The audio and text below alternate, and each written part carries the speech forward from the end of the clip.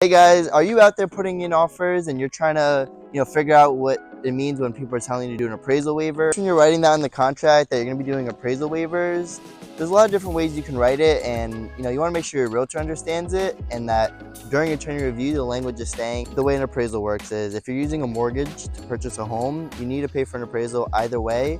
So when you're waiving appraisals fully, pretty much what you're doing is you're still going to pay for an appraisal, the bank's still going to send someone out to value your property, but in event, depending where it appraises at, you're pretty much promising the sellers that no matter where it appraises at, they're going to still get the purchase price.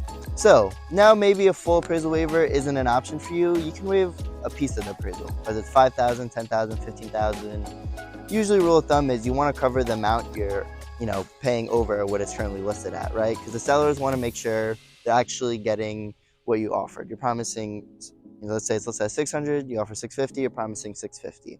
Now again, we're still going to be looking at comps to make sure you're not overpaying, you're not going crazy over asking for no reason. We all look at the data, and so does the banks. So when you're going out looking for properties, whether using that family friend that sells 1 or 2 houses a year, just make sure they know what they're doing.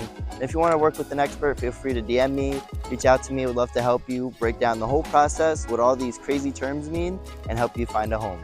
Thank you. Talk soon.